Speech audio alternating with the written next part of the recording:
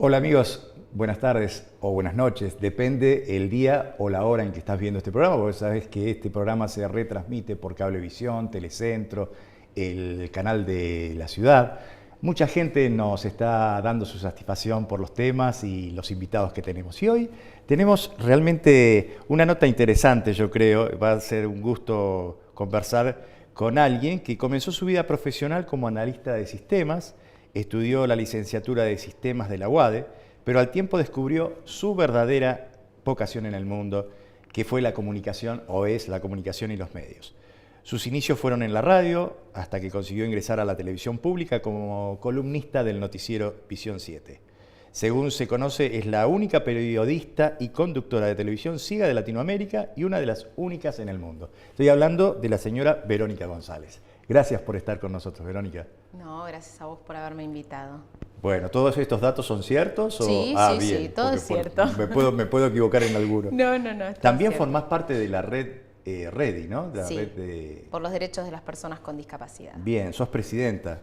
Ajá. Sí. Recién estábamos hablando antes de empezar el programa de lo que cuesta aceptar la horizontalidad, porque me contabas que Redi, su sistema organizativo es horizontal, ¿no? Sí, las decisiones todas se consensúan. Yo por ser presidenta tengo que firmar más papeles nada más, pero Claro. no tomo más decisiones que el resto. Claro, bien. Bueno, contanos un poco tu acceso a los medios. ¿Cómo fue? ¿Cómo se dio?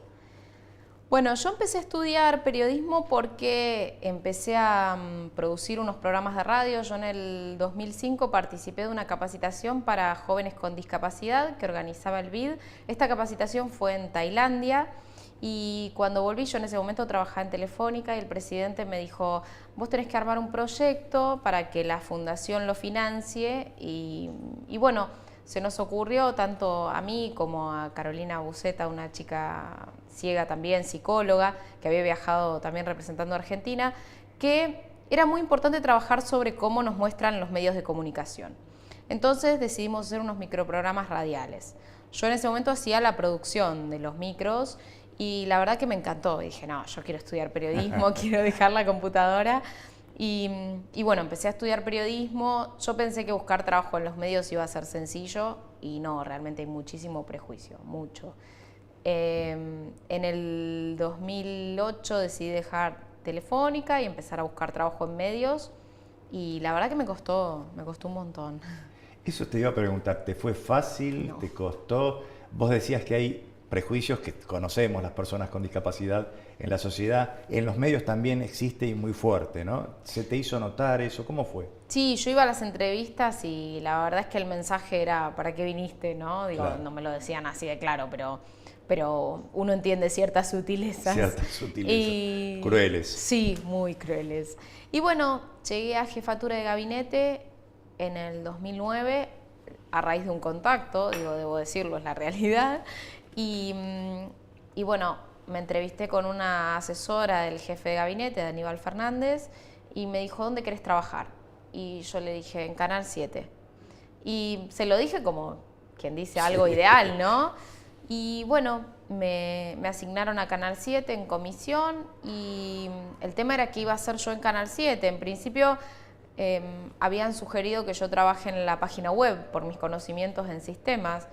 Y en una entrevista que tuve, ya habían pasado varios meses y la verdad que fue difícil también la inclusión, ¿no? Como que no sabían muy bien qué hacer conmigo. Claro, claro. En una entrevista que tuve con el gerente de ese momento y la subgerenta, el gerente que era Raúl de la Torre en ese momento, que hace ahora economía en el noticiero, él dijo, esta chica tiene que tener una columna. Y yo no lo podía creer, porque yo siempre quise hacer tele, pero la verdad es que no pensé que iba a ser algo tan Pasar inmediato. a tener una columna. Bien. Y bueno, ya llevamos 5 años al aire. Qué bárbaro. Has entrevistado a mucha gente, he visto que tenés muchas notas. A propósito de imágenes, ¿por qué no nos mostramos un poco tu actividad? Es un video muy cortito que va a graficar para aquellas personas que aún no te conocen. La mayoría te conocen y mucho. Pero vamos, señor director, a mostrar esas imágenes y luego volvemos. ¿Qué tal, Verónica? Buen día. ¿Qué tal, Silvia, Alejandro? Se hizo una jornada desde REDI, la Red por los Derechos de las Personas con Discapacidad, justamente para trabajar desde la sociedad civil en el monitoreo y seguimiento de la convención. Asistieron participantes de todo el país. Recordemos que la convención, como bien decía Alejandro, fue suscripta por nuestro país y hay un comité que monitorea su cumplimiento, un comité de Naciones Unidas compuesto por expertos, que lo preside María Soledad Cisternas. Ella es abogada, es ciega y es chilena. El comité recibe información de los estados parte y también de la sociedad civil. Vemos que nos decían dos de las abogadas asistentes que participaron en esta jornada. Vamos a compartir una noticia que nos pone realmente muy contentos y llenos de orgullo porque Verónica González, que es la periodista encargada de la columna de discapacidad en Visión 7, recibió un importante premio. El premio Lola Mora, que es un orgullo para todos nosotros. Un reconocimiento que es para todos, para todas las personas que trabajamos en esta columna, porque yo soy la cara visible, pero acá participamos todos, desde maquilladores, peinadores, personal de archivo, camarógrafos, cronistas, productores, conductores, todos. Y para la televisión pública, para el noticiero, porque es el único espacio donde hay una columna que una vez a la semana toca temas de discapacidad con un enfoque de derechos humanos. Así que yo soy la cara visible, pero es para todos. ¿Cómo recibís vos este reconocimiento teniendo en cuenta que hubo participación ciudadana para elegirte?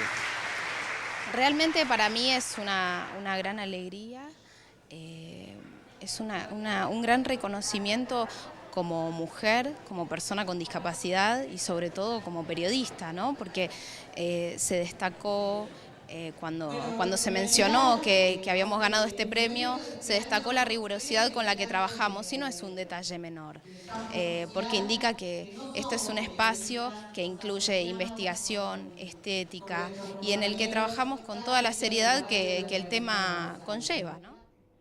Con toda seriedad como corresponde, ¿no es cierto? Porque es bueno que no se resalte demasiado la discapacidad, sino la persona con discapacidad. La persona estamos antes que la discapacidad, ¿verdad? Yo a raíz de eso te quería preguntar, ¿cómo ves que tratan los medios a las personas con discapacidad? Porque a veces a mí, creo que a vos también, me causa como cierto rechazo el amarillismo que se nota, ¿no? En el trato o en las novelas o en las películas siempre se apela al golpe bajo. ¿Cómo ves el tema? ¿Ha avanzado a nivel nacional?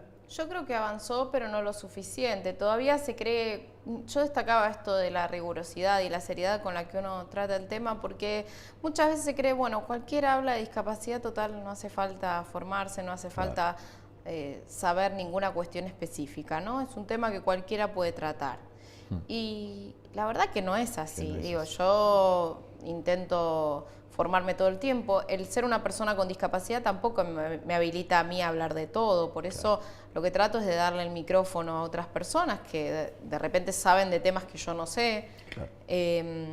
Y además esto de la formación, ¿no? De formarse todo el tiempo en derechos humanos y en cuestiones que atraviesan a la discapacidad.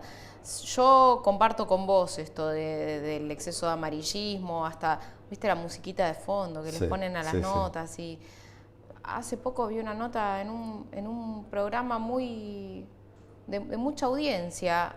Me la hizo ver una compañera de trabajo de Telefónica, que igual seguimos hablando, y ella me decía, tenés que mirar esa nota porque es terrible. Había un nene con discapacidad con su mamá y le preguntaban a la mamá que si sabiendo de la discapacidad del chico, ¿por qué no lo había abortado? Adelante del chico. Me pareció tan grotesco, tan terrible, tan... Qué crueldad, ¿no? Sí, muy cruel. Y todavía se ven esas cosas, ¿no? Sí. Y la verdad que... Que aparte se ven con total naturalidad, como si fuera lo correcto y lo que no hay que decir, es terrible. Sí, y las novelas y las películas, bueno, lo mismo, ¿no? El tener una discapacidad... El final feliz es cuando la discapacidad desaparece. La discapacidad es... Yo siempre digo, medio en broma, digo, ay, yo me casé porque pensé que cuando mi marido me diera un beso iba a recuperar la vida. Y al final, ¿no? El príncipe azul. Claro, viste que... Claro, se esta levanta. Es la típica, claro, y es terrible porque la verdad es que uno puede ser feliz o no teniendo una discapacidad igual que en cualquier otra situación, ¿no? Depende de tantos factores la felicidad. ¿Viste? Claro, Sí, sí, la felicidad es algo muy dinámico, ¿no? Exacto. Y depende de los registros que te provocan quizás las cosas que vas haciendo. Seguro. Y no es una meta. No. Pero bueno, hay gente que piensa eso, ¿no? Que las personas con discapacidad somos sinónimos de drama, de De incapacidad, de que no podemos hacer. Que no podemos hacer, que vivimos siempre envidiando al resto que puede. Sí, sí. Tal Cuando cual. en realidad creo que la que discapacita es la sociedad, ¿no? Sí. Como lo dice la convención. Ajá. ¿Qué opinas Nada. de la convención? Bueno, la convención es un gran logro de la sociedad civil porque que un tratado de Naciones Unidas se haya elaborado con tanta participación me parece como algo, me parece genial, me parece muy bueno. Me parece que era necesario este tratado. Digo, a ver, existían tratados de derechos humanos en general que obviamente nos atravesaban como colectivo, pero evidentemente no los teníamos los derechos y la verdad que los derechos estén consignados pero que no los disfrutemos, me parece que no. Había algo mal. Claro. Me parece que la convención es una meta a la que debemos llegar, no es algo que, bueno, existe per se y ya está. Claro. Hay que trabajar para que nuestros derechos se cumplan. Todavía no existe capacidad jurídica plena para las personas con discapacidad. Todavía existen los curadores que deciden por las personas con discapacidad. Me parece que eso es un error tremendo que se mantenga porque la convención es un tratado que ya hoy por hoy tiene jerarquía constitucional. Sí.